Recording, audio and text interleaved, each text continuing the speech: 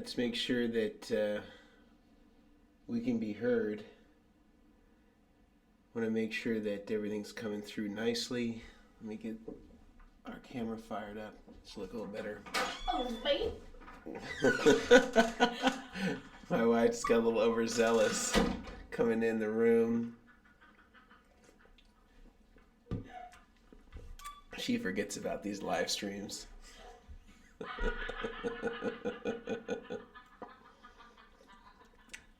So today the conversation topic is going to be about what makes Dumbles great. And we're going to talk about the Dumbles that I've been able to be in the presence of, have played, have borrowed, and also talk a little bit about how some of the Dumble devices that we make, how those came about, and maybe where, if you're interested in getting that sound, kind of what's the best way to achieve it. And I'll give you a couple of different varieties and options. Some might be through one of our products, some it might be through another person's products. So I'll try to give you as wide of a spectrum as possible so that you have some awareness around what's out there, what you can possibly get to get those sounds. And then we'll take some questions that could be on this topic, or it could really be on any number of topics that has to do with pedal boards, amps, things like that. I should warn you that if you are on Instagram or if you are on Facebook, we have the most enriched streaming available on YouTube. And the reason why is that we can stream a high definition camera, high definition audio, and put it all through the actual stream itself. So it looks really good, it sounds really good, and we can, even if we play guitar, it will come through and sounds pretty good. So there's a lot of different availabilities for us to be able to do this on YouTube in just a whole lot better way. So I highly recommend, if you're on Instagram or if you're on Facebook, that you come and join us on the YouTube side. It's just the easiest way for us to involve you. We can host your questions on the screen. It's just an easier service. So if you see me referencing things, if you are on Instagram or Facebook, that doesn't look like it's on the screen at all, the reason why is that we're really trying to move everything over to the YouTube side. So just so you know. But feel free to stay there if you'd like, and we'll try to import your questions where they're appropriate. So the first thing, just in housekeeping, that I like to mention at the beginning of every stream is that we do have a Patreon page that's up. And if you're hearing this and you're like, I don't know what Patreon is, basically what it is a subscription service. They're sort of the host or the conduit for a subscription service. So that if you want to support the channel or you want to support what it is that we're doing, there's 3 different options for you to do that. So it's at as low as $4.99 a month, and at the basic level, what it offers you is members only live streams. So you're able to be a part of live streams that are private, that are only a part of the membership. We take polls every week and we ask them what they want to talk about, and then we'll create content and sort of lessons about the exact thing that they want to do that's interactive, and then we have our own private Q&A. You also get discount codes every month to all of the Vertex products, anything that you want. You also get early access to Vertex products, so like our new Vertex pedal boards that are coming out. We have 4 different size platforms and 11 different size risers coming out. They will have access to those a week before anybody else does, even before some of the dealerships have access to them. So that's another perk. They get free shipping on everything that we do. That doesn't matter whether they're international or not. So if you're buying products with some regularity and you're international, it'll save you all of your shipping just by being at the $4.99 option. And we try to give you the best enrichment we can for that $4.99 amount, and then we have the $19.99 amount, which gives you all those same privileges. Plus, we get to have about what I'm calling about an hour worth of email exchanges throughout the course of the month. And then at the $49.99, it has all those things, as well as an hour-long conversation with me once a month through Zoom, Skype, or whatever platform you want. The only disadvantage of the higher tiers is that I've capped them, I think, at 10 people, just because I want to make sure I have enough time and then see if we need to make some adjustments from there based on what it is. But a lot of people are using this already to get coaching about their rigs, to figure out how they can make modifications and how they can integrate certain things. And so this is a really good way if you just want to have an opportunity to be able to have one-on-one coaching with me, and I will of course take you through everything to the best of my ability so that you're able to do that. So just a housekeeping thing if you want to do that. Now the other thing I should mention about Patreon is if you can't afford any of those, let's say you're in a situation right now like a lot of Americans, you've lost your job or you're between jobs, if you just send us an email and you request a free account, we will give you that $4.99 account at no charge. And we're just trusting that as soon as your situation changes, that you'll let us know and that you'll become a contributing member at that point. But we don't want money to be the thing that stands between you and Great Tone. So you just send us an email, you're requesting a free account, and you'll be given a free account. There's no means test. 100% of people who request them get access to the free account. So just want to throw that out there. The other thing I wanted to tell you about is we have a podcast. And this podcast is available on all the podcatchers, the Spotifys, the Apple Music, anything you can think of where there's podcasts, this exists. And we have, I think, 4 episodes now, and I've spent a lot of time interviewing rig builders. I've spent a lot of time interviewing some artists. I'm going to be talking with Corey Wong on Friday, which will be really cool. And if you've seen any of our cool episodes with Corey Wong and I, they're very cool episodes, and Corey and I get along great, and we've gotten to know each other quite well over the last few years. So it's really nice to always talk to him about gear and about things like that. So I'm looking forward to those conversations. But we have some really, really good ones with some master rig builders and some great people, and then also just some good content. We did a one last week about small amps versus big amps in terms of wattages and where that might fit into your particular rig, depending on whether you're going for kind of a smaller amp sound and you want to get all the gain from the amplifier, maybe hit it with a few pedals, or you want a real clean amp platform. So really cool stuff throughout on all this stuff. The podcast is definitely worth a listen. We try to produce it as well as we can. I have my good buddy Hunter Harrison, who also works with us here at Vertex. He's a trained engineer, so he makes me sound like $1 million. So certainly appreciative of that. So those are some of the early things that we can start talking about. But let's get into the Dumble conversation. Again, if you have questions on Instagram and on Facebook, we're going to try to import those into YouTube, because YouTube is the primary place where we're going to be doing this conversation. The main reason why is that I have a nice Sony 1080. I think 1080 is the max I can set for a live stream. So it's coming through beautifully. It looks really good. Audio is coming through what was donated to us through Blue Microphones. So it sounds really good. So I highly recommend, if you're on Facebook right now or you're on Instagram, you come and join us over on YouTube. It just looks a whole lot better. The questions pop up on the screen. It's just a way cooler environment to do this. But let's just check in with a few folks here. And just give us a shout out in the comments section. Tell us where you're from today. I'm kind of curious. Where are these people coming from today that are talking about Dumbles in 4 o'clock here in California?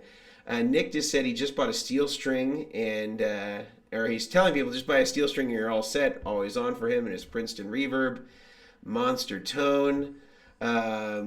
Josh Jones, I'm being called Funkle Mason now. I don't know if that's because Josh likes, I don't know, or the Fun Uncle. Okay, maybe that's the contraction there of the two. Fun Uncle Mason, I don't know, or maybe it's an expletive.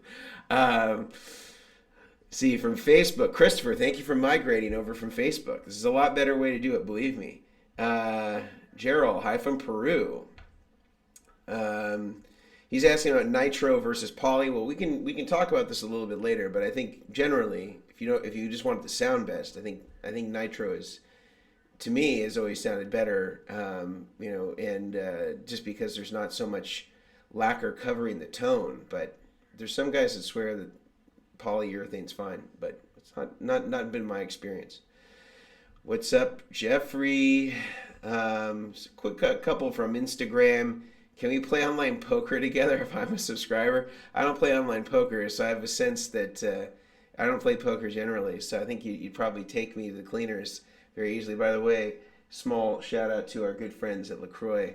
This limoncello tastes like cream soda mixed with like Sprite. It's pretty awful, but it's I'm a little thirsty, so I'm gonna go for it, and I'm almost out of my water today, so I'm going to kind of go back and forth. But one man's opinion, don't go with the limoncello LaCroix. Very bizarre.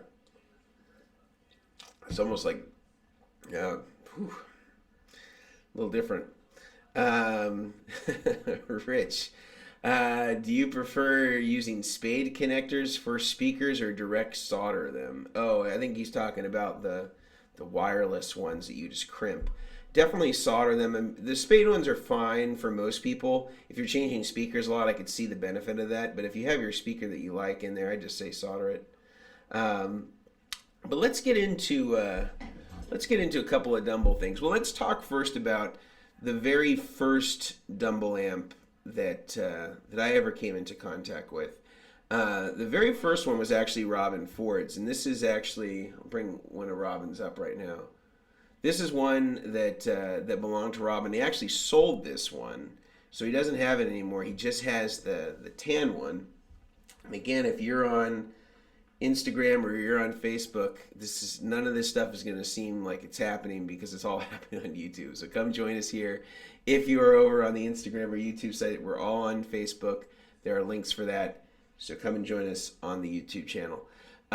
So this is the first one that I dealt with, and actually Robin had sent it to my house once from his storage unit. I had it like sitting in my living room for a while. And this was one that was pretty cool, and Robin and I had kind of worked together on a pedal for a while that didn't end up coming out, but a lot of the stuff that I learned from that, I took, the voicing and kind of his interpretation of kind of what the Dumble sound is, and really used that to help voice the very first Dumble pedal of ours, which was the Ultraphonics. But I also had, and this is the Ultraphonics here, but I also had some other Dumbles that I came to come in contact with over time. One of my friends, Owen Barry, had one loaned to him by Jackson Brown, and so he brought that one over, and we shot that one out against the real deal. And then Henry Kaiser also had a bunch of Dumbles at that time, although I know he sold a few of them since then. And so we kind of used an amalgamation of multiple Dumbles. And I know that everybody always says, well, with the Overdrive Special in particular, that all of them are different. I think that that's true to a degree, and even this last week, Josh Scott had used our Ultraphonics pedal to kind of show a Dumble sound and talk about it. But one thing that and he got on the phone with Eli from Two Rock and talked a little bit about it. But I kind of disagree a little bit with Eli on this, and a lot of people is that there's still a consistency across all of the Dumbles in terms of what they encapsulate. And sure, they're voiced to the player just like any custom amp, but there's certain like cornerstones in every single Dumble that you can pretty much rely on it kind of meeting those frequency needs. You can rely on a certain type of response. So you usually didn't get things that were wildly outside of a fixed range. And that's really what we try to go for with the Ultraphonics, just to say, well, we've tried these 4 different Dumbles from 4 different players through 4 different generations of Dumble. And no matter what you do to it, no matter what amplifier it's going to go through, it's going to have this response that's going to be in a predictable range based on our experience with the Dumble amplifiers.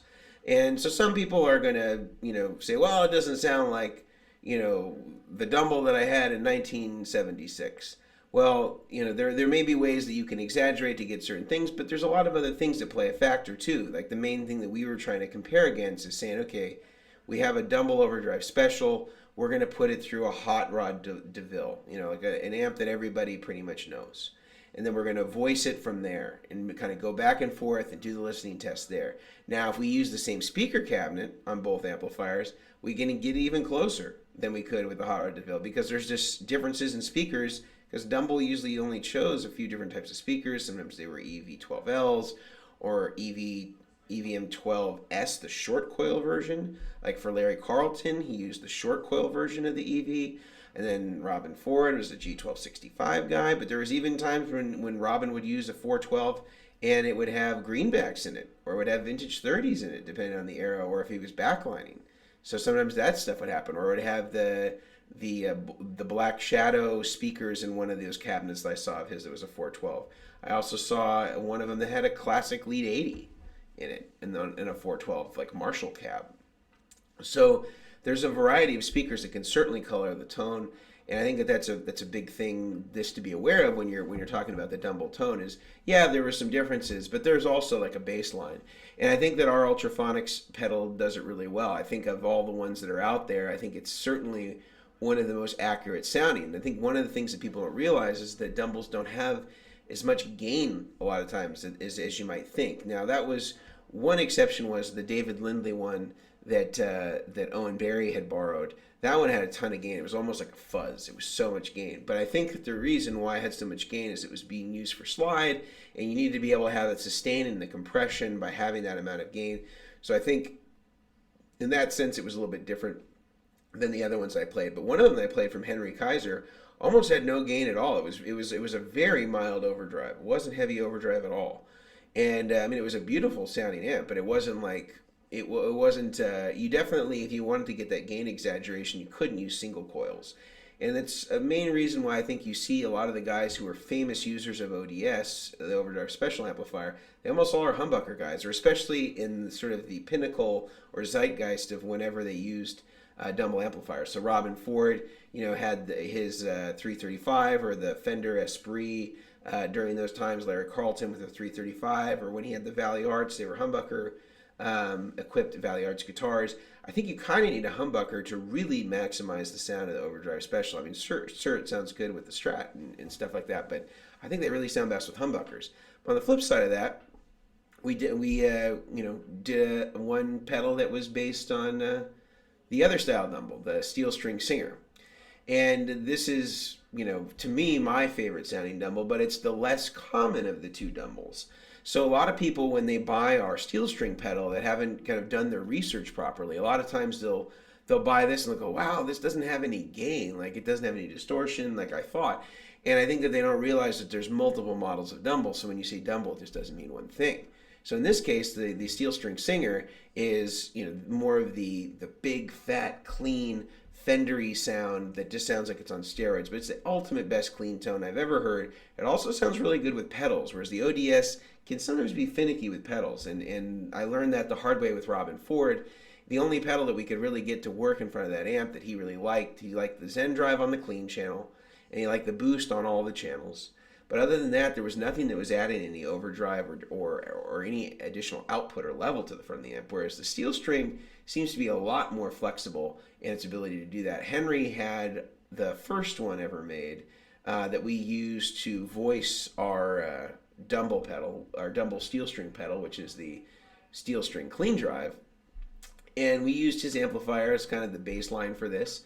And he has one of the early combos, so it looks a little bit different than this guy here, because this is obviously a head, but sounds fantastic. Has a 115. He also had a 112 speaker so that we could kind of hear it through that, and a 212 speaker so we could hear it through that. And I think one of them was like a Carry Wright cabinet, and then the other one was an original Dumble cabinet. So you kind of hear him through a lot of different interpretations. Again, with that one, we voiced it through a Hot Rod DeVille, kind of using that as the comparison point. But really what that pedal is all about, what that amp is all about, is this big, fat, clean tones. It doesn't really get a lot of drive. Maybe you can get a little bit out of it, but it really just has a beautiful compression, a little bit of grit, but it still stays really clean underneath it. Takes pedals great. Tube screamers through those sound glorious. Single coil pickups through those sound glorious compared to the overdrive special, where sometimes it feels like you don't have quite enough gain to kind of get it all the way there, as you would with a humbucking guitar on a overdrive special. So the steel string is kind of the opposite of that. It's a cleaner, fatter, really emphasis on the clean sound. Was really designed as a pedal steel, style amp for guys like David Lindley and things like that. And it kind of just got co-opted by Stevie Ray Vaughan in some of those Jackson Browne sessions. So everybody just started using them as regular electric guitar amplifiers. And then you saw guys like Eric Johnson using them and things like that. But man, they are special amplifiers. And every time I'm able to play that amp, I definitely do, because it's so beautiful.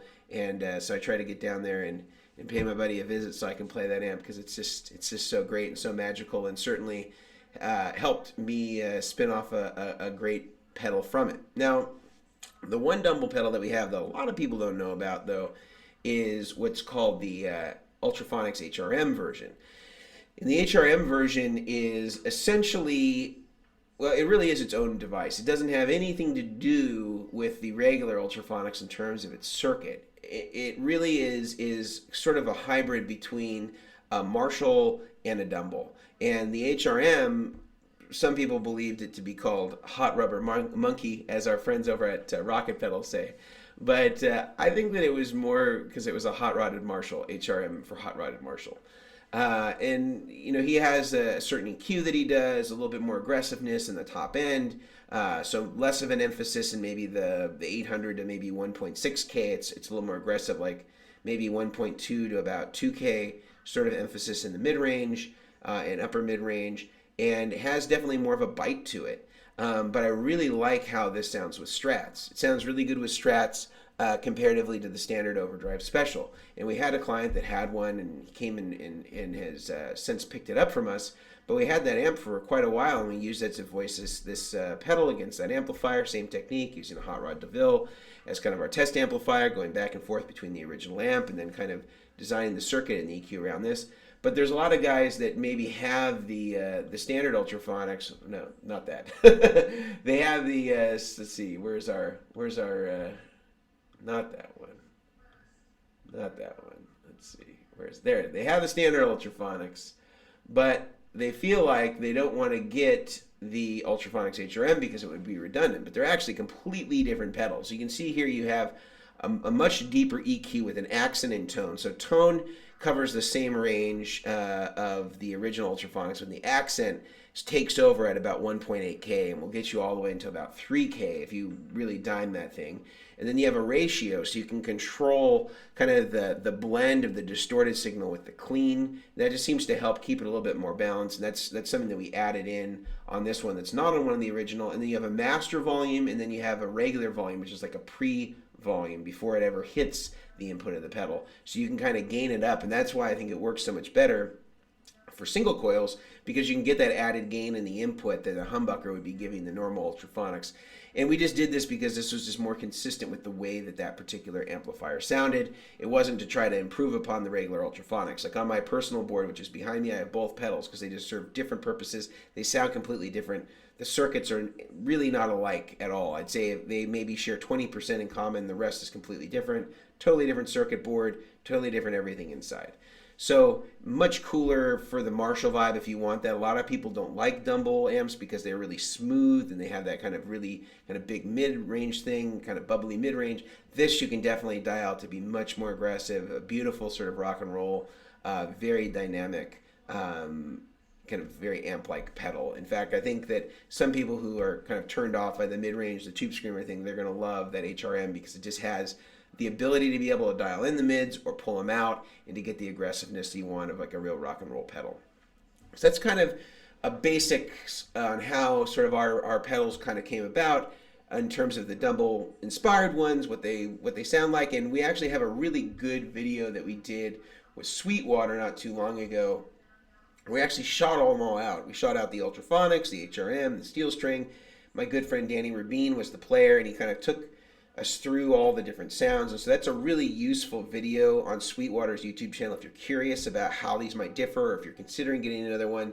And I think he helps really create a differentiation between how they each kind of fit into each other, where they might stack well together, and where you might just want to have them as their own things and not necessarily get multiples depending on what you're looking for. But I want to go to a few questions, and I also want to talk about some other people that are making some good versions, I think, of Dumble pedals.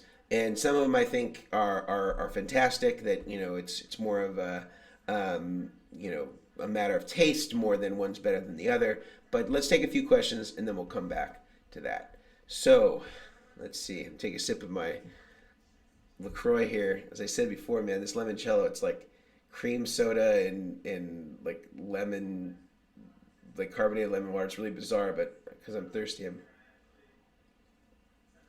might have to lay out. Oh, yeah, I think I'm just going to have to go back to water. Again, if you're on Facebook or you're on Instagram, you want to have this conversation with us on YouTube, because this is where I'm going to be bringing up all these questions from, is explicitly from YouTube, and so we can host your questions on here. It's much more interactive. I think you'll be happier, but we'll go. All right. 70s inspired Dumble voicing coming. Well, you can get a 70s inspired Dumble voicing right out of the Ultraphonics right now. You don't need to wait. One of the Henry's overdrive special that we used, one of them was a 70s one. It was a late 70s. So you can get it right there. Just go ahead. It's already available for you. Let's see. Would love to hear what you think about clone builders like Seriatone, Amplified Nation, Bludotone, Two Rock, Welligen. I guess it's not the only route. Yeah, so I think that all those guys have great amplifiers. I haven't played any. Actually, I have heard Amplified Nation. I haven't played any. My buddy Zapata has one of their amps. It sounds really great. I heard it in a live environment. It's fantastic.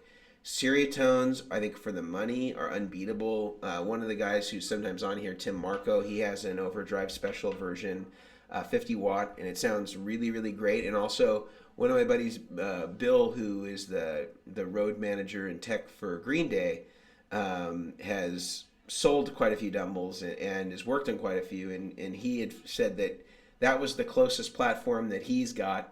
Although I've never compared any real Dumbles to the Seriatone side by side, so I can't say on that. But I always thought they sounded really good. Bludotone, I've played a few of those. One of Josh Smith's that he had back in the day. I don't know whether he still has it. Two Rocks are great too. I haven't owned any Two Rock, but I've known Bill Crenard since I was like 13 years old. And didn't, and you know, he wasn't even making amps at that time. When I knew Bill Crenard, he was repairing hi-fi stereo systems in the same complex that I would take guitar lessons in the city of Cotati, California, in Sonoma County. And so I'd wait outside for my guitar teacher to come and get me. And Bill had this small shop that had a sliding glass door, and he just had parts and stuff like that everywhere.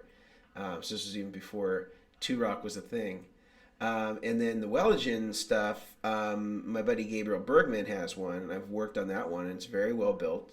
And you know, I mean, he'll build you any era of Dumble that you want, and seems to have a good knowledge and depth and breadth of a lot of different ones. So I mean, I really think you can't go wrong. I think these guys are all matter of taste and budget. If you want to go, if you only have $1,500, I think you can get a Seriatone for less than that, and they sound great. You know, and then some of the other guys like Amplified Nation and Welligen, stuff like that, they'll build you really, really, you know, total fidelity, part for part, sort of, you know, kind of historically correct replicas.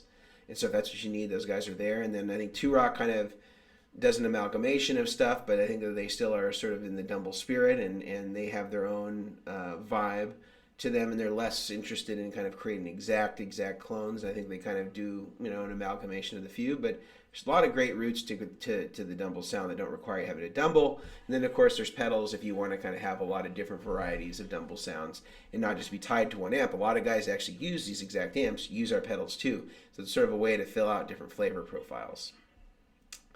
Oh yeah, even the free Patreon. Oh, I figure, you know, if somebody really can't afford it and they want to learn how to do this stuff, you shouldn't block them from being able to do that.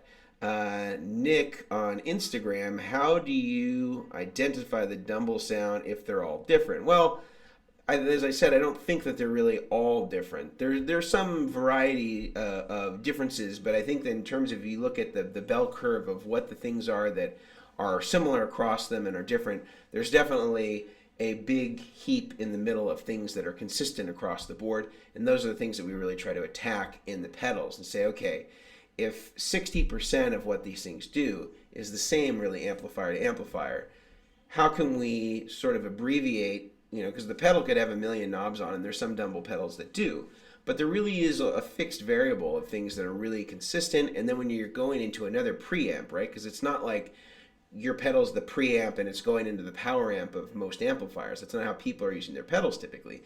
You have your analog solid state guitar pedal preamp that's hitting another preamp in your tube amplifier. And so you're having to sort of make these approximations here too, because you have to understand that whatever you're plugging into is going to have its own color, it's going to have its own EQ section, all those different things. So I think that you get actually a lot closer by being able to figure out, okay, what's the range that actually isn't in the control of the amplifier in terms of its ability to create gain, in terms of its ability to create EQ, and you build that into the pedal, and then you do the rest on the amplifier end.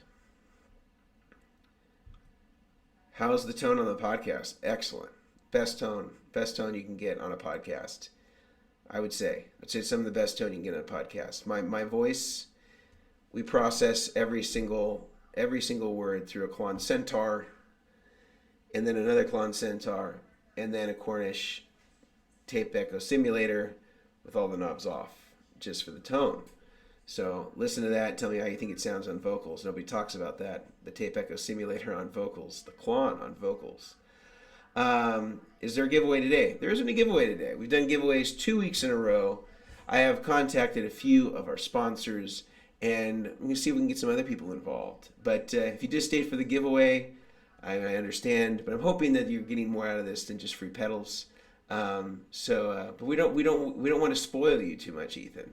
We don't want to spoil you too much, for the expectation is every time the dad comes home that he's got, a snow globe for you. So let's hang in there for the good stuff, and we'll have the intrinsic reward is in the learning. When I see a girl with a killer, okay, she's got a Dumble, huh? I wonder how that goes over.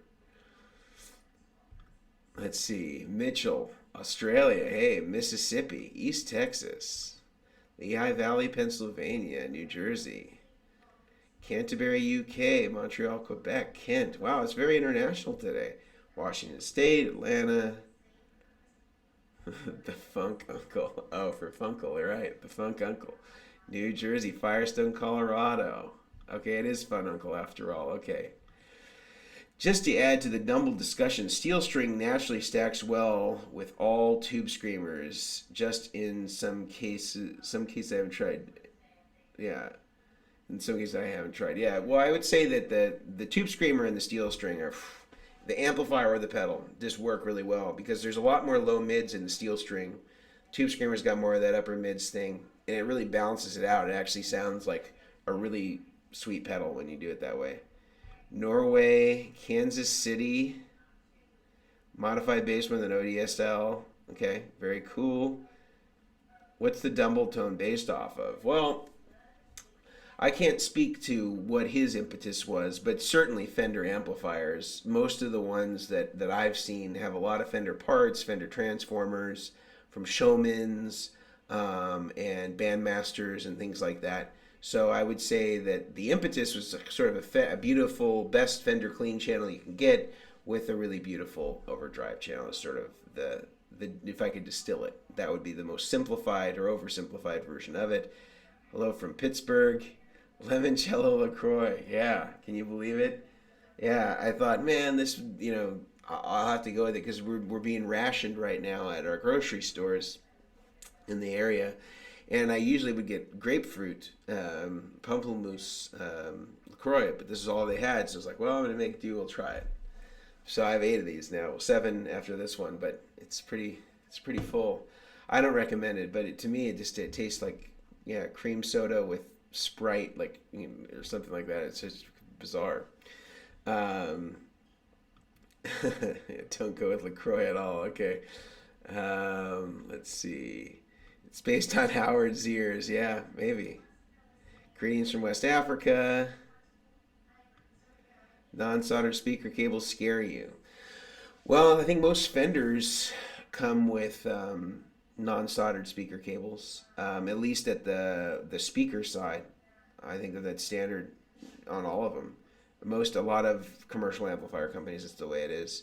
But yeah, it is dangerous. You certainly don't want your amp to not get a load. Otherwise, you'll be in trouble. Just switch from the Facebook feed. All right, that's just a reminder. If you're on Instagram or you're on Facebook, you want to definitely come over to the YouTube side, because these questions I'm answering, they're all coming up on YouTube. So we want to be able to host you in the most interactive way, the way where you feel most served. We want to give you a 4-star experience, which we can only do on YouTube, or as close to 4 stars as we can get. So thank you, Kenneth, for switching over. Question from Instagram: 18-volt onboard preamp through outboard pre through amp pre. Too much.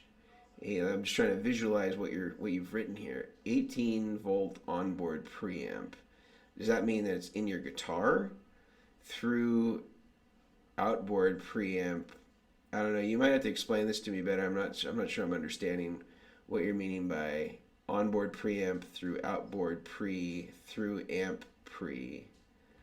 I don't know. You have to explain to me what you mean. When you say onboard preamp, you mean you go into a preamp that's inside your guitar, like what an EMG would have, and then through an outboard preamp, so you're going into another preamp that's outboard, so you're going into a rack preamp or a mic pre, and then it's feeding to an amp pre. I think we go the other way when you have your amp preamp and then you'd mic it, then you'd go into a mic pre. So explain that to me because I'm not getting it. Hello from Wilmington, North Carolina. Oh, hey, Dan. Dan's an old customer, early on. Awesome. Good to hear from you. Zach Mason, have you played any Fuchs amps? I have. Yeah, he builds really cool amps. They're very well built. I don't know Andy at all. He's probably one of the most technically inclined guys that makes Dumble amps. But I don't know. I think that they're well built. I think that they have a lot of extra bells and whistles. He's a very smart engineer.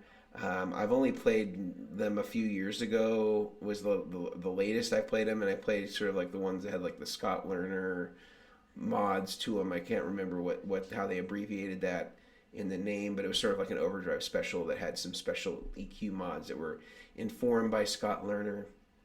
But I have nothing bad to say about them. I thought they sounded good.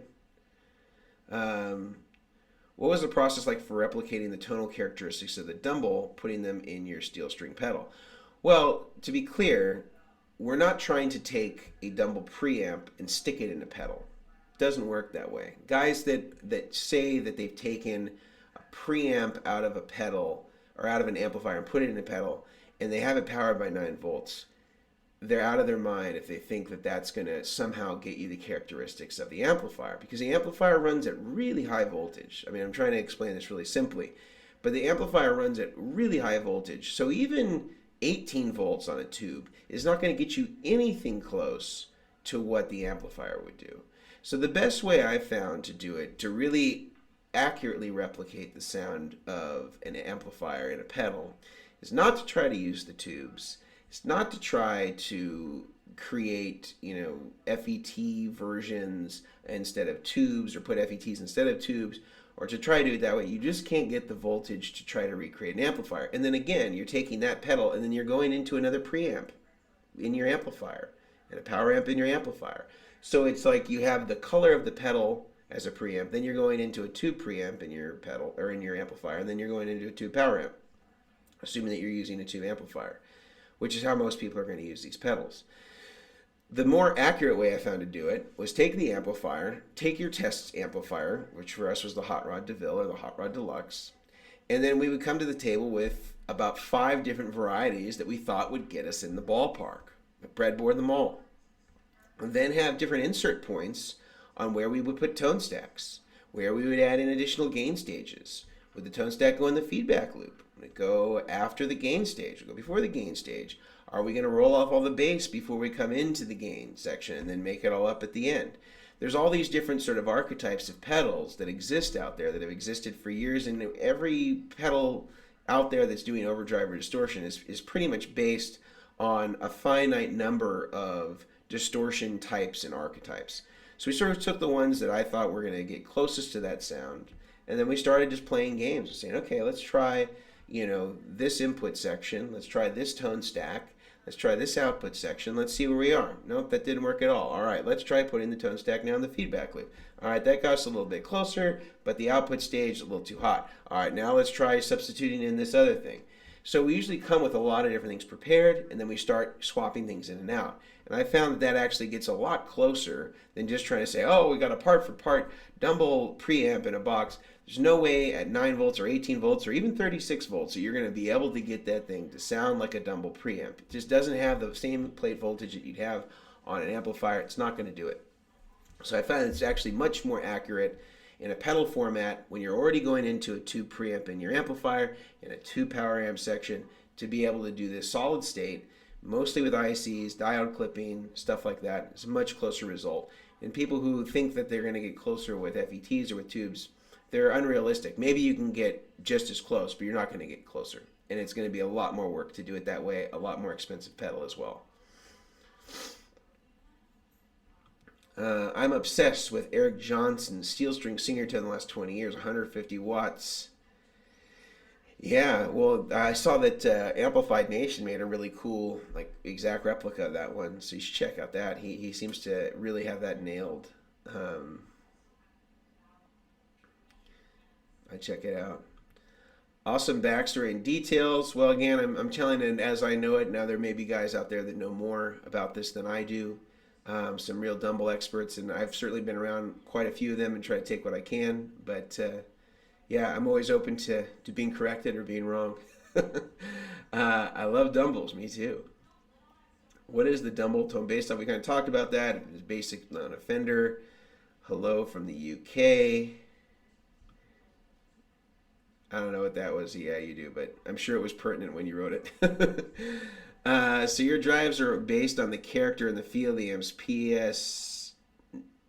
Damn it, you're deciding me to get the Mach 2 steel string. Got it.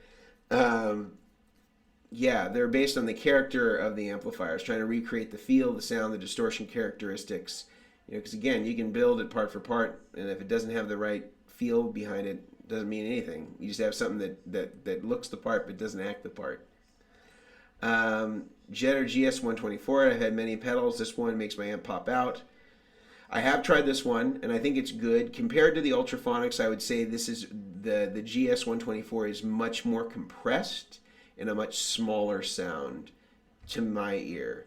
I don't think it sounds bad. I think there's context where it would work, but I don't think it's as accurate to me. I think it's too compressed for the Dumble sounds that I have heard. But again, most of us are hearing Dumbles through a microphone, through a studio rig, through an engineer, through a mixer that has determined where that amplifier needs to sit in relativity to all these other instruments. So sometimes our impressions of Dumbles are colored by how we're hearing them, which is not the same as how we hear them in a room. When you hear something through a recording apparatus at a studio, and then it's mixed to be in concert with their instruments, it's a much different sound than what it would sound like if you were in the room. And I think a lot of us forget that.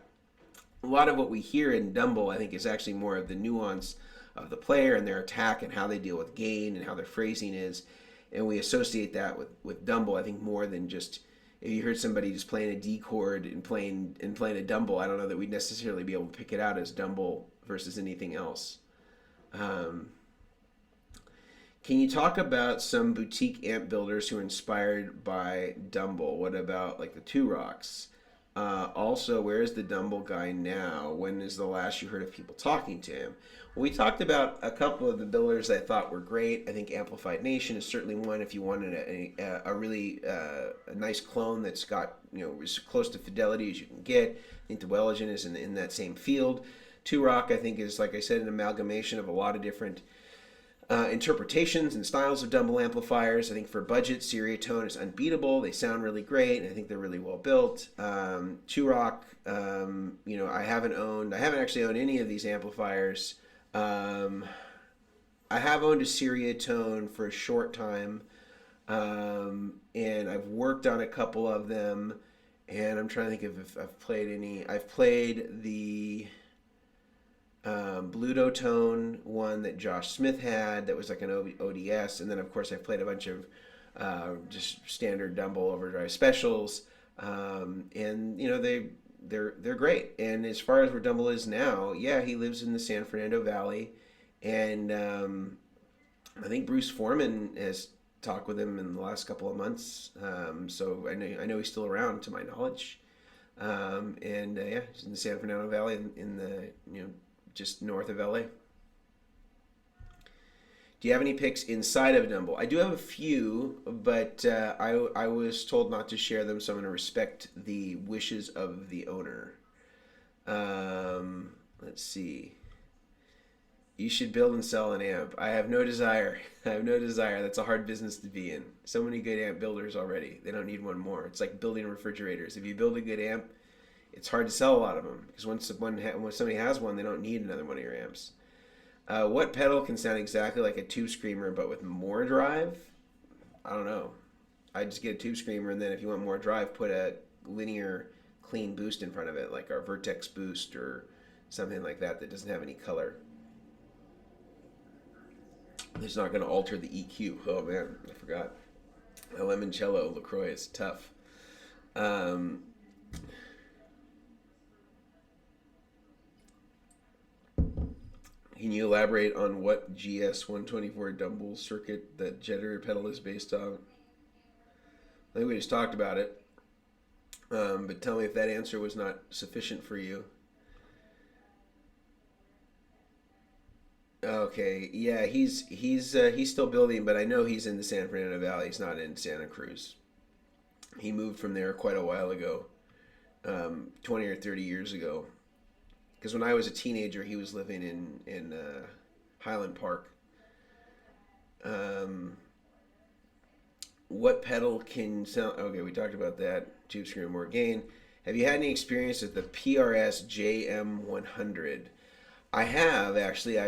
The PRS showroom is really close to our showroom in LA, and the guy who runs it, Win, let us do some demos with it and stuff like that. And it's cool. It doesn't sound like a Dumble to me. It sounds just like a really clean, good platform for pedals, but it didn't quite have the compression of the steel string singers that I've played. But I'm sure there's variables on the one that John Mayer's playing that has to be different than the real amps. Anytime I've worked on a signature pedal for the person whose signature pedal it was made for, and you look inside their pedal, every one of them has had changes, modifications, stuff that has been sort of tweaked from what the regular customers get. So I would presume his have a little sweetening to them. Not that it sounded bad or anything like that. It just didn't sound to me like the Dumble. I actually think for that sort of sound, the Two Rock Sterling signature one, the gray one that they were debuting in AM, sounds really, that has that sound to me really, really closely. It's a great sounding amp. Check out the Walrus Audio Warhorn and the JHS. Oh, this is for the Tube Screamer question, I presume. From Facebook, Kyle Green, what's a Dumble like in comparison to a Hiwatt DR504? Very different. I'd say that the Hiwatt is, well, in terms of the overdrive sound, Hiwatts are still pretty clean. There's a certain characteristic of the Fane speakers with Hiwatts that, is like the David Gilmour type sound. I would say they're dissimilar, not close. And maybe with a pedal you'd be able to kind of get it into that range. But I don't think that's its natural territory where it likes to sit. I wouldn't say they're comparable. Toronto. Question, let's see, from Lizard in Pocket Mice. When are you going to make as a dual overdrive pedal? Well, my findings is that dual overdrives typically don't sell that well because a lot of people feel like they got one and they might not like the other one, and so that they paid a little bit more for one pedal that they like or one side they like and another channel on it that they don't really like. So there's only one pedal of ours that I consider doing that with, which is Ultraphonics and Steel String because they work so well together. But other than that, I haven't considered it for any other ones. Hey, David. Good to see you. Good to hear from you. David Henderson is a Dumble connoisseur, also a fantastic player, for those of you who don't know him. Ethos pedal was pretty impressive when I tried it. Clean channel, the OD was not so good. Interesting. Yeah, because I thought that they kind of cut their teeth on it being an overdrive sound. And I've played them before, and I played the XLR version that you can go direct with, and I thought it was fine. I just didn't speak Dumble to me. Comments about gooping. We don't goop anything in ours since about 2014. So all of our PC boards, you can, if you wanted to take them apart, I guess you could. Most of it's surface mount, so it'll be hard for you to trace it all out. But I could understand why Dumble was doing it because he wanted to try to protect it, and didn't work so well. I don't think it stops people from taking it apart. I think it just prolongs how long the secret is there, and then it just takes one person to do it, and then gives somebody else the courage to do it, and and then it kind of spirals from there. But yeah, I don't think that.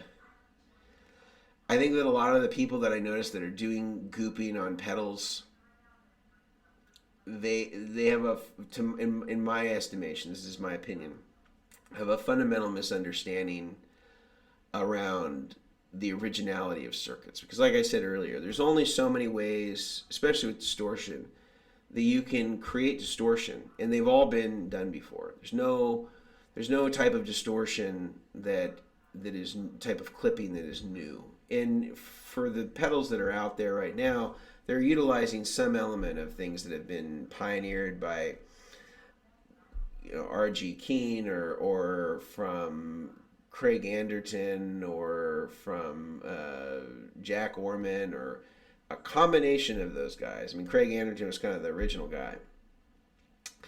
And these guys came out with all this stuff long time ago, and so we're all just sort of playing with the same sort of deck of cards, in terms of that.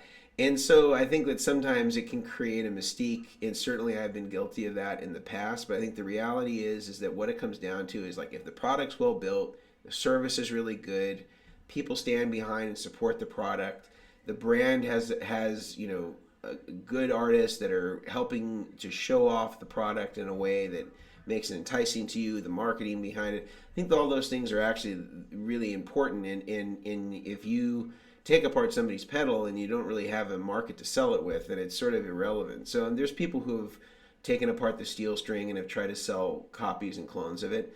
But I just know that they'll never, anybody who wants the real thing, they're never going to want that. They're just going to want the real thing for $50 more or $75 more. It's not going to be worth it to them to have this a clone. There's clone kits you can buy right now of a steel string. Like, some people sell them, and you buy the parts and you assemble it together, and it's out there. And I could go and spend a bunch of time trying to create legal action for those guys, but they're never going to outsell me. I sold 6,000 steel strings last year. I would be surprised if they sold 60. And so that's kind of where I am with it. And if that's what they need to do, then I'm gonna let them do it. And I'm not threatened by that. And I don't think that I think that in the end of the day, hopefully they're learning how to make their own pedals. And this is kind of the pathway for them to do that. I'm filming this with a Sony A7S II through Ecamm using a Elgato Camlink. Transparent podcast for sure. True story. Let's understand how overpriced dumbles are. Okay, I have an interesting analogy for you about dumbles. Let's pretend that there were only 200 Marshall Plexis ever made, or just 200 Marshalls ever made, right? Because Dumble made a couple different models, not just one. If there's only 200 Marshalls ever made, and there was 100,000 Dumbles made, we would be having the same conversation about Marshalls. It's just that they are rare, they're elusive, and that you can't get them very easily. In fact, you had to audition for your amplifier in the old days with Dumble. You had to send him a demo tape and a letter and explaining about what you need, and he had to hear you play and all this stuff. If Marshall had employed that same thing and Dumble had decided he was going to have this mass operation, we wouldn't be talking about it like this. It's just the Dumble is as though Marshall had only made a couple hundred amplifiers in limited quantity, and it was the original. It was Jim Marshall, made them all by himself in his house or in his garage, and Dumble on the other hand had this massive factory, and he was making tens of thousands of amps every year. It's really just a supply and demand thing. It's not that they're so much better. Just the same way as in this situation, a Plexi is amazing. Do you need a Plexi in order to have great tone? No. It's great to have one, but you don't need it in order to have great tone. There's other amps that you can get great tone from. Same way that Dumble has great tone. Do you need a Dumble in order to have great tone? No. Now, we do have a super chat, so I just want to acknowledge our buddy here, Mr. Tavares. Thank you. I'm looking to get a 2-rock amp, but I don't know if I should get the Bloomfield or the Classic Reverb Signature. I need a good pedal platform that can do the edge of breakup thing. What's your favorite? Classic Reverb Sig. I love that amp. Yeah, I mean, I thought about, I almost got a couple of 2-rocks in the old days. Like I said, I used to take guitar lessons in the shop right next door, and that complex was Bill Crenard. So I've known Bill since I was a kid, really young. And I almost bought an Emerald Pro a few times. This is in the old days. This is in the old days when their only dealer was called, I think, tone gurus in Santa Cruz. So this is many years ago. But yeah, I think the classic reverb is great. I think that's the great pedal platform for me. So that's my choice. I like the Bloomfield too, but I think it has a little bit more overdrive characteristic to it. Whereas like the classic reverb, I think is just has great reverb, great with pedals. Thoughts on Quilter Clean pedal platform with Vertex pedals? Great. If you watch, we had this series that we did for a little while on YouTube called Tone Tasting, and we played all that classic stuff from John Mayer to Led Zeppelin to Cream era, Eric Clapton, all through a Quilter with our pedals. It sounded great. We did, I think it was a 101 reverb. It sounded great. When will you start selling your pedal boards? Very soon. I'm just trying to get together with our metal manufacturer, making sure we have all of our T's crossed and I's dotted. As soon as I have I's dotted and make sure that we have everything ready to go, you should definitely sign up for our newsletter on our website if you're curious about that. It's the best way to just stay up to date on all this. And I don't know how much it costs to have a pedal board built typically because I don't offer the service. I'm really just teaching YouTube content and using pedal boards as a way to teach that. And we have people apply to have pedal boards made, and then we can talk more about it on there. But I don't really have any sort of menu or fixed price thing, because I'm just doing it again for the purposes of teaching. And so I would highly recommend, if you just want something built for yourself, that you talk to a designated pedal board builder that just does this for a living. Hello from Spain, Minnesota, and Brazil. Austin, of course, David, you're in Austin. Cool to be here. Yeah, thanks for coming. San Jose, okay, close by.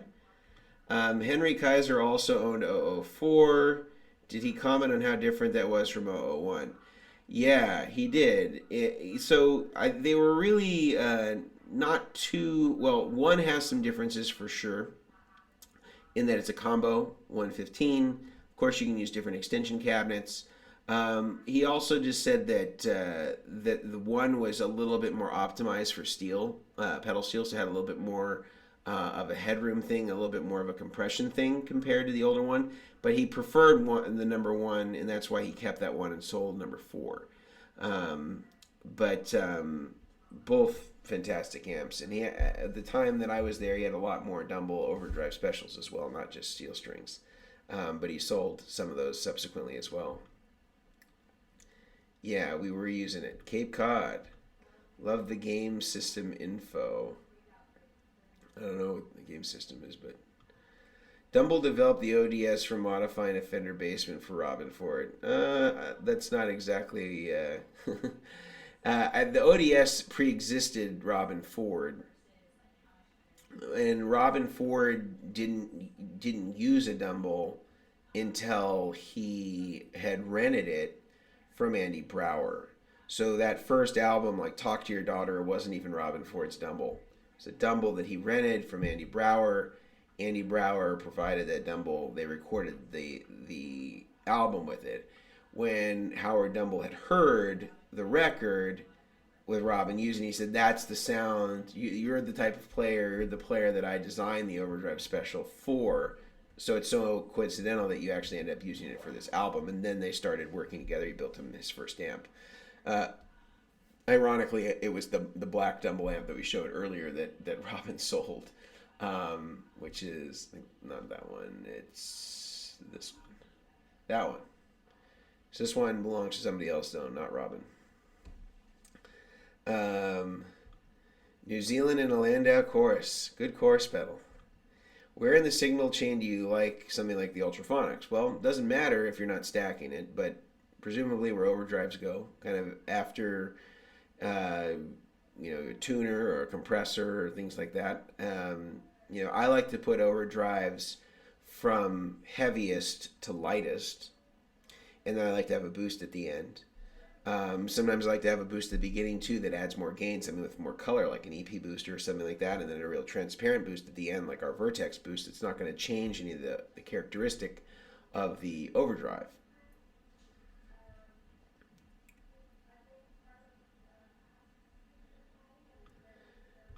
does John Mayer still play a Dumble? He plays Dumble and PRS on stage, and he even had his old Two Rock when I was on the stage with them a couple months ago. So he had all three. He had a PRS, he had a Dumble, and he had a Two Rock on there. His old Two Rock signature. You would be a good Uber driver. I don't know if that's a compliment or an insult. um, but no negativity toward Uber drivers. I don't know what that means. Does this mean I can carry a conversation? I could just be a taxi driver. What's my favorite wah pedal? For vintage wahs, let's see, do I have them both in here?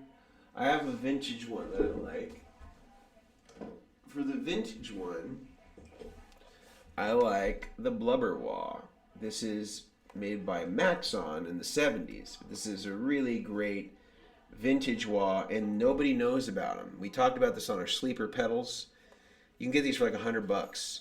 It's got the old school throw, real short throw, super lightweight casting. Love that. For the newer stuff, that's not considered vintage, I like the Buddha Boudoir. It has a purple base on it, and they don't make those anymore, but they're very inexpensive, maybe $99 or so. What's your thoughts on the T-Rex Chameleon power supply? It is a linear power supply. It will be prone to noise in certain conditions. If you have the choice of getting a switch mode power supply versus the Chameleon, I recommend getting a switch mode power supply. These would be supplies like Chalks, like Strymon Zuma, like the True Tone CS7 or CS6. If you can help it, I would go with those. Hello from Brazil. Thoughts on the Gibson Falcon amps? They distort very easily. They're better in controlled environments. It wouldn't be a good amp to gig with, I don't think. But if you just wanted something that could break up at a low volume, they're cool. One of the most confusing things in the gear world for me has been Dumble tone. Thank you for explaining this. You're welcome. All right, Greg. If anybody needs a good Sweetwater sales engineer, Greg's a good dude. Knows his stuff. Argentina. Thank you. Can rebiasing pots get you a lot more variety out of something like a Hot Rod or Blues Junior? I think you mean rebiasing the tubes. Well, it'll sound different if you rebias the tubes. I usually try to bias my amps at about 60%. The problem with that is that it's going to run your tubes out sooner, but they're going to sound a whole lot better. And so it's kind of like one of those questions, like, do you want to live life to the fullest and die younger, or do you want to do it very conservatively and not ever be able to get the most out of your amps? That's my attitude about biasing. I tend to bias on the hotter side. The amps sound better. They tend to, but the problem with some of those hot rods, though, with doing it too hot, is that the circuit boards will melt because the tube sockets are connected to the circuit board. So you just have to be careful it's not cooking it too bad. But I think they're at 60% on the Landau one that I haven't had any problems yet. But that is something that I've seen in repairing those amplifiers. Brent, I could tell you they are completely different, not even the same pedal, like maybe 20% similar in terms of total circuit. But I highly recommend the best way for you to do it is actually, not that, where to go? Not that. Where did my slide go for that? There it is. To watch this video on Sweetwater, we actually shoot out all three so you can hear steel string versus Dumble or Ultraphonics HRM versus Ultraphonics Standard, so you can hear all the different versions. They're not meant to be replacements of each other. They're actually two totally different models. HRM has more of an upper mid-range aggressive Marshall-y meets Dumble voicing, which is one of the options that you had when you had a Dumble built. The other one, the Standard Ultraphonics, is kind of the classic Robin Ford, Larry Carlton vibe that most people know and recognize when they're thinking about the Dumble sound. Boris Delgado, all right. Of course, famous Dave. I used a steel string singer as a clean boost in front of a lower gain overdrive pedal. Interesting. Yeah, I like it after drives, but there's no wrong way to do it. What need did Dumble fill tone wise and back in the days that Fenders Marshalls weren't filling? Interesting. Well, he was kind of doing, I mean, Mesa Boogie was doing this too, to a degree, where Mesa Boogie was doing the modded Fender thing where they're taking Princetons and making them into 100-watt amps. Um, I think that what Dumble was doing is he was offering people custom amps. You know, he was making you an amp to order to your spec sonically, and he was, you know, having you play for him. He was kind of taking notes and trying to figure out what was going to best meet your needs. So if you wanted something that was like a tailored suit, he was the guy for that. And there's a couple other guys, like again, Randall Smith was doing that with Mesa Boogie. That spun off to be a really big, huge company. And the guy that was doing it at that time was Jim Kelly. And Jim Kelly, you know, got bought out by Sir, I think maybe 10 years ago, and then I don't know what happened. I don't think they're making those amps anymore. But there's a couple of guys that did that sort of thing at that time. Um, Dumble style amps that are good for modern R&B. Well, I don't think you'd want an overdrive special. I think you'd want more of the cleaner stuff. So, you know, like the kind of the more the steel string elements. Some of those Two Rocks are really nice that are more clean platforms. I think some of the Amplified Nations could be really good. You know, he's got some various wattage versions of that steel string, which look really cool. Pedal wise, well, I don't think you'd need gain for R&B neo soul tones. I think you'd really be looking at the steel string just for that big fatness sort of thing, because drive is usually not something that's a big part of that. What do you think of the Zen Drive pedal? I think it's good. I think it sounds great. I think that he was kind of the first guy that kind of put out an interpretation of a Dumble sound. I don't think he actually had a Dumble. I think he was just using what he thought it sounded like. But Alframita did some really cool pedals back then. I also liked a couple of his other pedals. He had a Mosferatu, and the Tiki Drive was really cool. And he also had another one called the New Valve, which was really cool. And I don't know if they are still made, but they're cool, very cool. Um, Why no EQ on your drive pedals to match with amps? Well, there is an EQ on all of them. They all have a filter control, which is sort of encompassing a specific range of EQ that's important for the purposes of matching the sound of a Dumble. That's going to work synergistically with however you've EQ'd your amplifier. So all of them have an EQ control. It's just not called EQ or tone, but in essence, it means the same thing. It's just trying to kind of arc back and pay homage to the Dumble wording and things like that he would put on his amplifiers. Any method you know of for attenuating a 57 champ custom reissue? I'm surprised you need to attenuate it because they're already pretty small. I would use an attenuator. I think one that works well for Fender amps is made by Weber, and I would check those out. They have even ones that you can have as reactive loads, and so you could go into your DAW and simulate a Fender style speaker. I would say check out the Weber. I think it's called a Mini Mass. What are your thoughts on the new tube technology? Are they just a gimmick? I don't know. I don't know what they are. Asher, what's up, buddy? Another great guitar player. Good guitar player, local guitar player that's going to be making big headlines as he ages. Steel string is absolutely worth it. Well, thank you. Things are worth what people will pay for them. This is going back to our Dumble conversation. Just order your steel string pedal from Sweetwater. Excellent choice. Sweetwater is the best. So good. I may be doing the same thing right now at Patrick Edwards, feeling inspired. Well, I certainly appreciate it. If you are willing to buy a steel string, I think you're gonna be really happy with it. And you know, all of our dealers have incredible return policies too. So if you check some out and you don't like it, it's not like the old days where you get burned. All these guys really want to make sure to take care of you, as do we. We just shut down our store, our online store, because we wanted to help the dealers out, because a lot of them, you know, are really struggling right now, especially the mom and pop stores. So we just wanted to try to push as much business as possible to the dealerships and not take any direct sales at all, while things are still a little uncertain at this particular time. So my question for you, Mason, is: am I the only one who likes basically no power to breakup. I'd rather have the gain from the pedal and front end and a clear bottom from a big power section. Well, if you don't want any distortion from the power amp, then you could just get like a really crazy solid state power amp. It would never break up, like a 300 watt solid state power amp. I mean, I think it's nice to have a little bit of both or be able to get it from it. But a lot of those really linear amps, you couldn't get it from. You couldn't break up the power amp.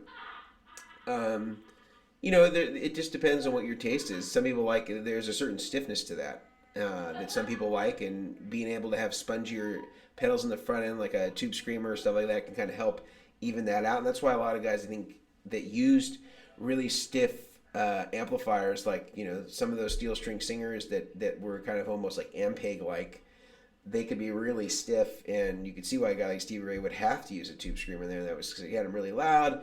You need to cut out some bass, and those really help with that. It kind of tighten them up. It would also make them a little bit spongier, just because of that's kind of the character of what the tube screamer does to a degree. Hello from Greece. Well, I mean, I'm telling you in that I've known Robin Ford for about 12 years, and I've talked to him about this. So that's kind of where I'm getting it from. I'm not just pulling out of thin air. Yeah, you can check out, like, some of the videos we've done with Robin, some of the pedal boards I've been building for him for years. That's where I'm getting it from. Hello from Alabama. Thoughts on the new USA-made Epiphones? I didn't know about them. Hopefully they're cool. From Facebook, you mentioned gooping only prolongs the secret. What would you say the secret is to the Dumble sound? I don't know if there's a secret to the Dumble sound. I think anybody that looked at it that was a decent technician would say it's a Fender amplifier at its core that has a custom overdrive voiced circuit that you could switch in and out, and that's been highly tuned and exaggerated to go for a certain person's ear. I think that that's what would be distilled. Now, that doesn't mean that it's simple or easy to do it. It just means if we're just distilling it to its basics, I think that that's what you'd see. I don't think that there's so much secret in any of this stuff. We're all using what's available to us, and there's a finite number of things that are available to us in terms of the palette, and it's just how you're combining things, the choices that you're making will all exaggerate things. You take the same circuit and you change all the potentiometers, it could sound drastically different. If you just choose different values for the pots, everything else could be the same. It just depends on what the circuit is, how you exaggerate the things that you like about it, how you remove things you don't like.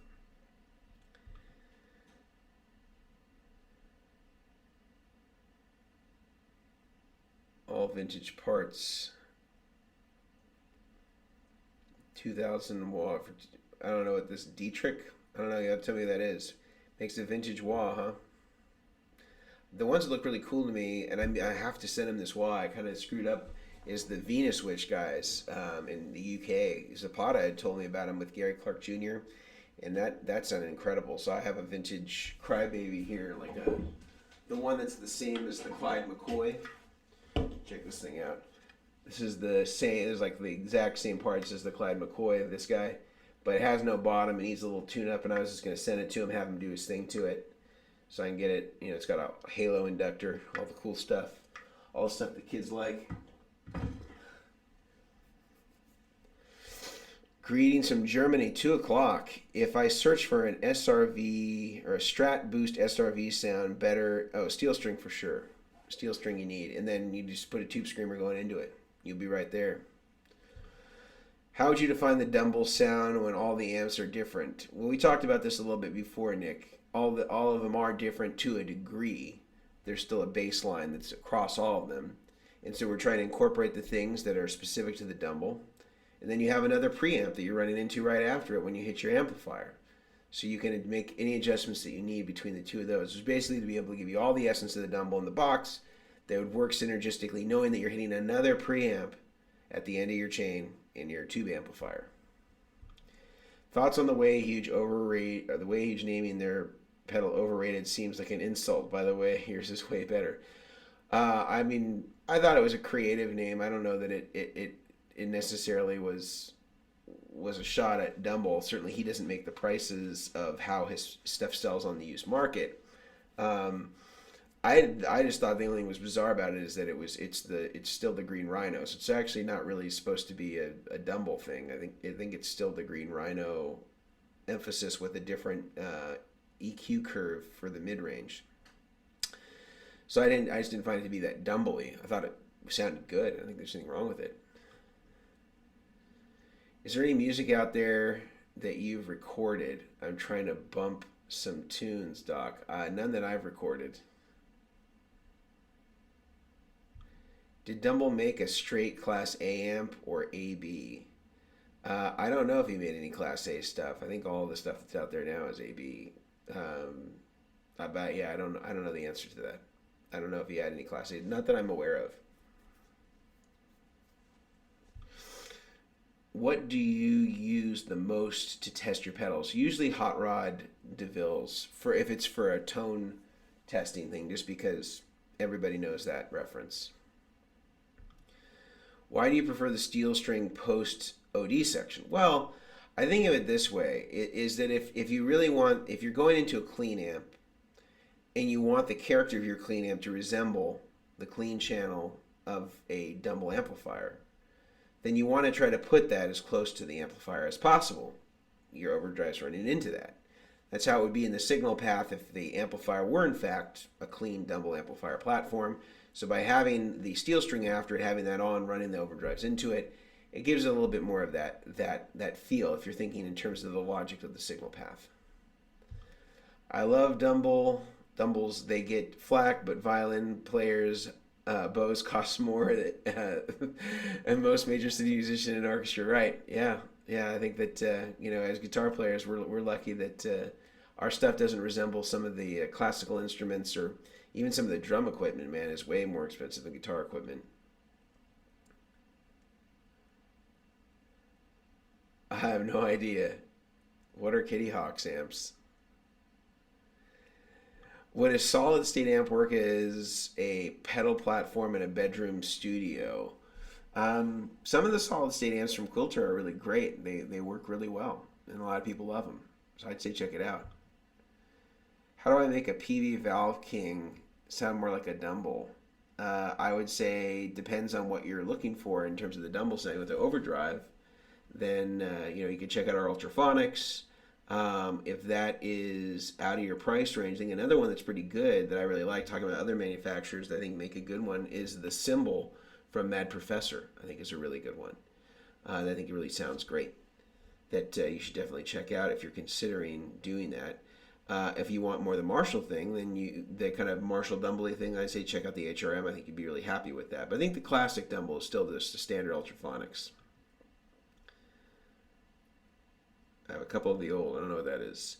I have a silver face, I think, Bantam bass amp. You can jump the channels unlike most Fender amps. I find that it gets a lot of Dumble tones when you change the setting. Hadn't considered that. That sounds cool. If I wanted to keep my Les Paul, if I wanted my Les Paul to keep as much clarity as possible, as I turn the volume down, yeah, you need a treble bleed. That's what you need. That'll do it. Hello there. Hello from Perth, Australia. Hello, Perth, Australia. Some people may not know this, but when I was really young, I actually lived in Perth, Australia, in Duncraig, which is outside. It's where my grandparents lived until they got too old to live by themselves, and then they came back to the United States to live with my folks. But I have lots of good memories of being in Perth. It was a very primitive town back then, though, because of all the mining. My amp tech tells me he has a Dumble schematic and that he could convert my 80s Deluxe reverb into that circuit. Have you seen this done? I've seen it done. I don't think it'll be quite right because usually he's not using 20-watt amplifiers to make that circuit. You'd have more success or getting closer if you went with a Showman or you went with a Bandmaster or something like that. Fusion should have died in the 70s. But as you know, it's resilient because there's been how many countless bad Fusion records put out, and it's still around, to quote Danny Rabin. It's resilient. Is it possible to make a Fender twin reverb sound close to Dumble Clean? Yeah, that would be that's more feasible. Which Fender amp is close to a Dumble? Well, Dumble had said that the Red Knob twin had taken the clean channel out of the overdrive specials. So Robin Ford, in fact, when he would tour, he would get Red Knob twins and use the clean channel because of that reason. I think some of the closest you can get is like the channel switching Riveras from the 80s can get some of those type tones. They sound really good, have good overdrive channels. It's not exactly the Dumble thing, but you can kind of dial it and get some pedals to kind of get you there. Um, but other than that, there's not really any.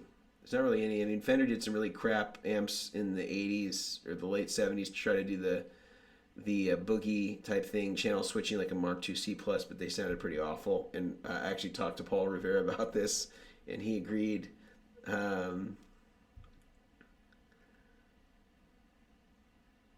Have a video of an Ultraphonics into a PV Valve King. All right, well, maybe that'd be a good one. Moscow, Russia. All right.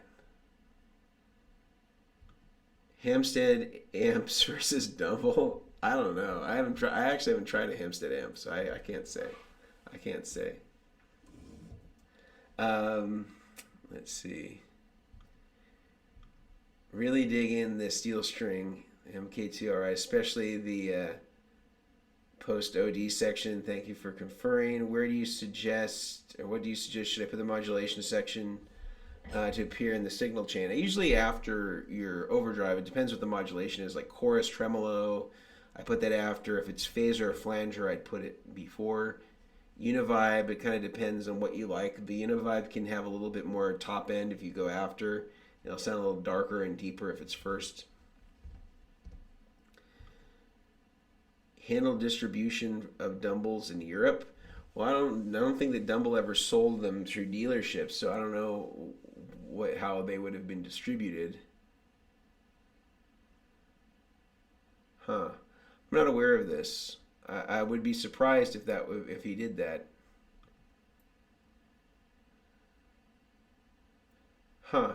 I haven't heard of this. Do you have any links? I'd be curious to check it out. It'd be interesting. What's the difference between the Landau chorus and the EWS mod of the Arion? Well, I don't think on the EWS. Well, here's the first thing. The Landau one is copying Michael Landau's original SCH1 that had some weird flaws in it that he liked that were just weird from the factory. So it was recreating that and then creating a second voicing with faster chorus speed. So you had two voicings. It's stereo and true bypass. The EWS version, to my knowledge, is them modding the chorus to a way that they like the sound of. It is not stereo. It is true bypass. And it is unrelated completely to what we did for Michael Landau. So again, we were making it for Michael Landau to be exactly like his. EWS, they didn't have access to what he was doing. I think they just did their own thing. From what I could tell, they just kind of took an SCHZ and tried to make it a little closer to the one version, just a standard one that you'd get out of the box, and then added the vibrato channel. But they couldn't do it with a. They didn't have the foot switch available to be able to do it in stereo, so they made it mono, and then put a sticker over the stereo output. Whereas ours used a 4-pole double throw switch so that we could get true stereo out of the unit. So they are dissimilar in pretty much every way, other than that they're both based on the Arion. Favorite tremolo pedal? Analog tremolos. I'd say the Keeley, I'm just kind of giving my reference, the Keeley TR2 is really good. What else? The BFD tremolo, the Blackface Deluxe tremolo. I don't remember who the maker was. It looks like this. We talked about it last week. There it is. BFD tremolo. Vintage technology. And then Bad Cat was their distributor. That's my favorite. You previously said the SOV was the only OD pedal Dumble approved of. Curious if you have any opinion on the Free the Tone SOV2. think it's good, but it does not sound anything like the SOV1. I've had all those. I've had the Matt Schofield ones. It doesn't sound like the SOV1. My prediction is that the voltage on the SOV1 is higher. Also, the boost side of it, it does a really cool thing to the tone. There, not that the SOV2 is not a good sounding pedal. It is. It's just not, doesn't sound like the same pedal. If you heard them side by side in a blind test, I don't think you would associate them. What's the best clone brand of Dumble out today? We talked about a few. I don't know if there's just one.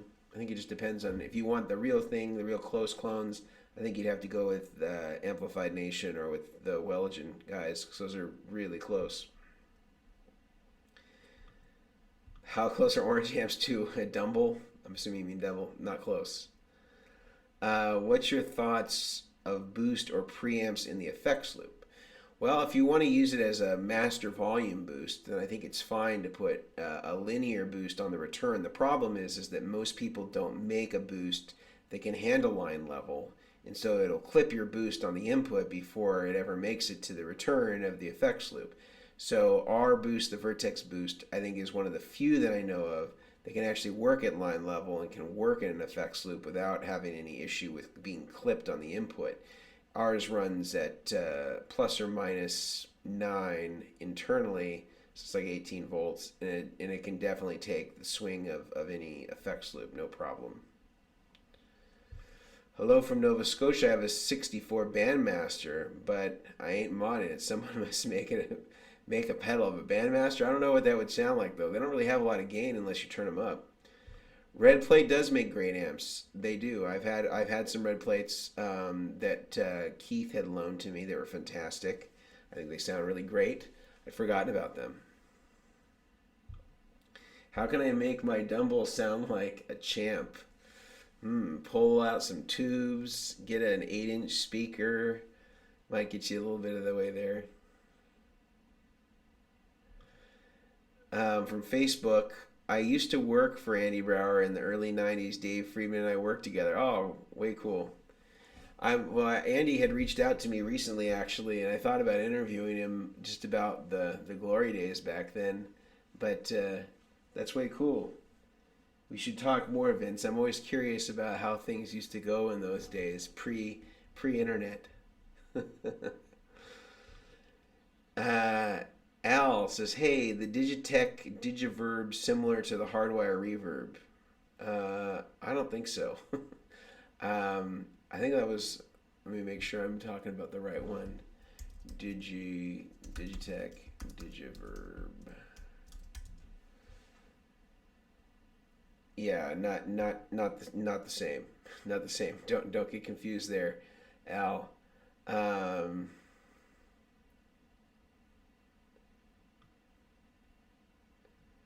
I think this is more from Vince. Played through some Dumbles. Alexander used to come by and have for lengthy amounts of time. Yeah, like I said earlier here, Andy Brower would loan Robin Ford that amplifier, one of the Dumbles that he had. And Andy was kind of the guy that, kind of claims to have broken the Dumbles to the world, to the LA scene.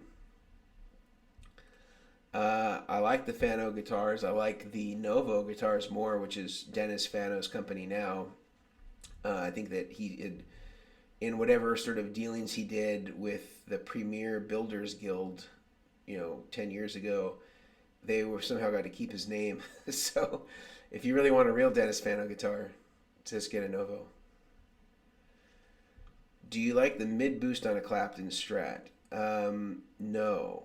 But you can get those in external versions. There's some guys that basically have taken them out of the guitar or sell the preamp separately. Another thing you can do is you can get this Fat Control by Demeter, which has a really great mid boost. And this is actually the same mid boost that was in the Tyler guitars.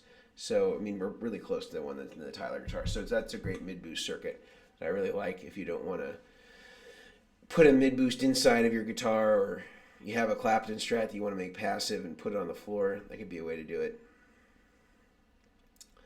Wow, already done an hour and 29 minutes.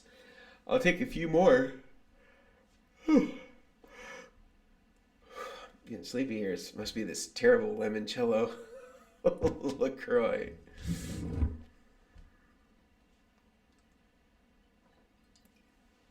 Again, if you are on Facebook or on Instagram, I highly recommend that you come over to YouTube, which is the more interactive place to be watching. Eli Lester's watching right now, and Eli, we were talking about how amazing your amps are in the Dumble varieties. We were talking about the Sterling, was it Signature? I was playing Henry Kaiser's recently before all this stuff went down, and boy, that was a fantastic amp.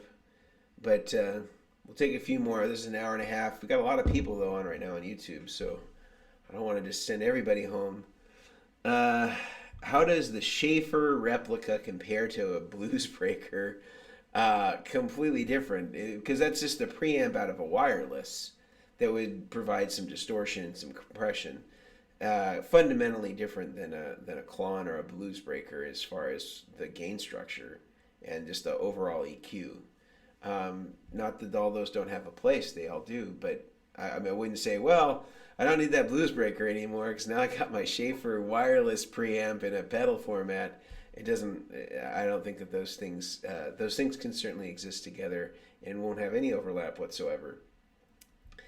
I think you make great videos for us guitar geeks. Well, I'm making another good one right now that's about wet, dry, wet systems. The real wet, dry, wet, not the weird perversions that are happening now for some people. I don't know what happened, how the name got changed for what it is, but I just built a cool wet dry rig, so I'm showing some of that stuff and really in real time showing like here's wet dry in the same time you're hearing it in stereo and then in mono and then in split mono, which is what some of the people are doing now, calling wet dry wet, and in hearing it in real time. So I'll actually like switch it, so I'll just like reamp the same recording and then you can hear it switching, like first 10 seconds is wet dry, then next 10 seconds is stereo, then next 10 seconds is split mono, then next 10 seconds is mono.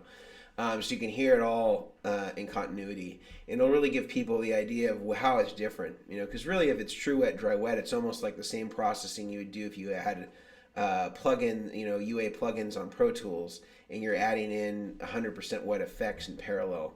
And people don't get that. In fact, most of the pedals that people are using for wet dry don't go 100% wet. But we'll talk more about that later.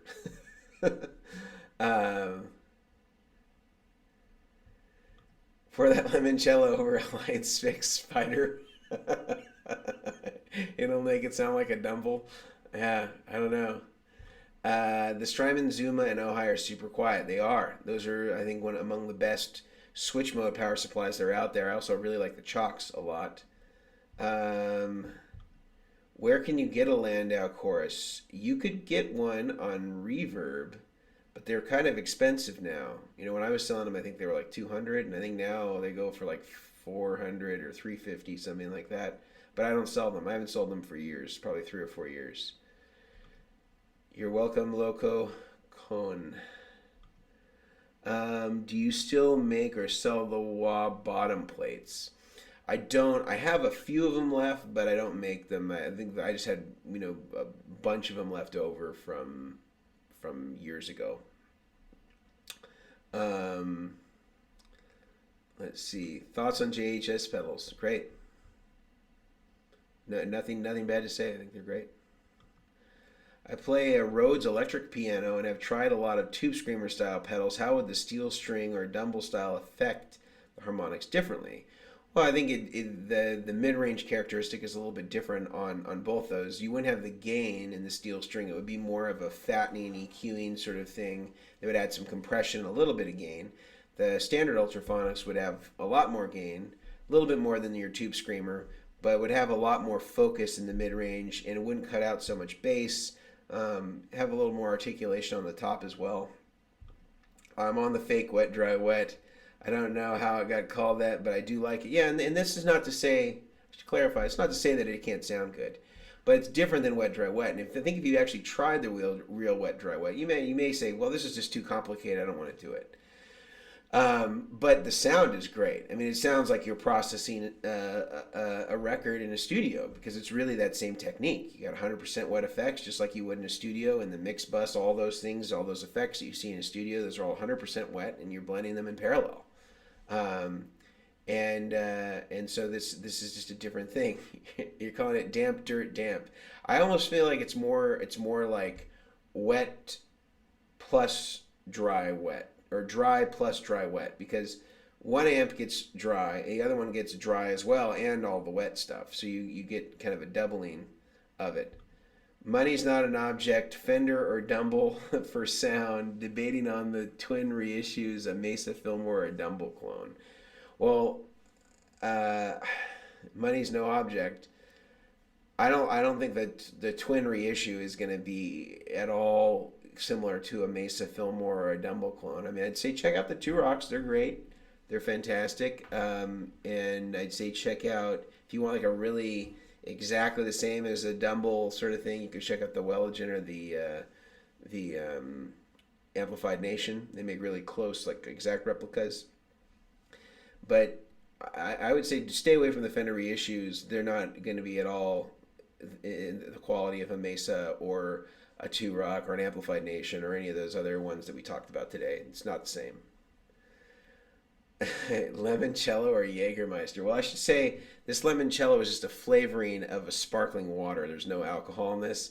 I don't drink, so I'll leave that to somebody who's more expert than me on the limoncello versus Jägermeister question. Jesse, one of two Trainwreck amps are in a way an obtainium counterpart to Dumble. Well, they were. I don't think they are anymore. One of Ken's design philosophy was controlling the gain with your volume. In a sense, the amp itself was an instrument. Very true. Well said. Would you say it's the same dynamic characteristic in the way it applies to Dumble ODS? No. In fact, a lot of the Dumble ODSs that I've played, they didn't really clean up that well. And the Trainwreck amps are super dynamic. It's a totally different amp when your guitar's on 6 versus 10 versus 2. The Dumbles, to me, also didn't chord very well, especially in the overdrive. For the overdrives, because in the overdrive specials, because they're so focused in a certain range, they didn't seem to chord very well. Complex chords don't really work very well, and the clean it's fine, but on the overdrive not so good. On the train wrecks, they're very articulate, kind of all around. I mean, unless you get it into like the heavy metal range of the train wreck, which they can definitely get that if you really turn them up. So I would just say that they're different. If you're looking for more dynamics with your pick attack, I think the train wreck is going to be more of that. The Dumbles are dynamic in sort of a different way. It's like they can get this certain chirp and feedback instantly that the train wreck can't get so easily. But they're fundamentally different sounding amplifiers. You know, the train wreck is really more that Vox plexi overdriven thing, and you need to use them through a basket weave Marshall cabinet. It was what Ken always told people with greenbacks, because it kind of cut down some of the high end. So yeah, really different, but both fantastic amps, undoubtedly. I have a Rivera Fender Twin 2. Did you mention that the clean tones of that amp are close to the Dumble? No, it was the red knob version, but that's a great amp too. The steel string would definitely make it a lot more forgiving and kind of give it a nice compression and a little bit of grit. I think you'd like that. I love the JSS Prestige. I noticed that you recommend his gear. Can you elaborate? I noticed that you recommend his gear. Can you elaborate? I mean, I don't have all those. The Prestige, to me, I mean, it depends on what you wanted for the boost. If you want something really linear and clean, that's probably not the one that I would use. But every pedal maker kind of has their things that they do really well. And I think for him, he does a lot of things, does a lot of really cool things. I like his overdrive pedals. I like his Angry Charlie. I like the Andy Timmons pedal. I like what else of his do I like? I like the ideas in like the ones like the Bonsai where you have multiple tube screamers. I thought the Muffaletto was a smart idea. I think those are really cool. I'm trying to think of what else of Joss I have. I have a Morning Glory. I think that's a great Bluesbreaker style pedal.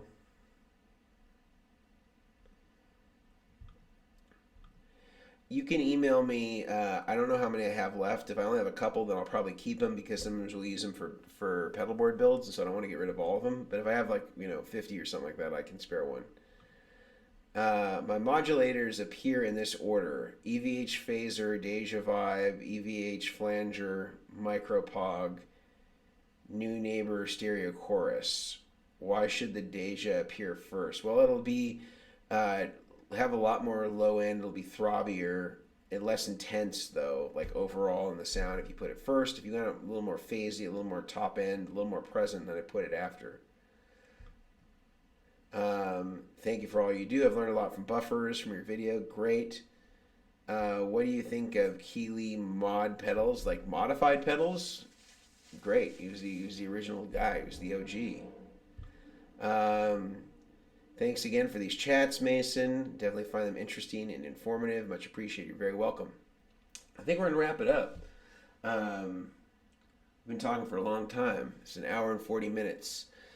So I hope everybody has a wonderful, wonderful rest of the week. And I think that we'll try to do at least one more chat this week for the Patreon people on Friday. So if you're not part, as I mentioned earlier, if you're not part of our Patreon subscribers, we have 3 different levels: $4.99, $19.99, and $49.99.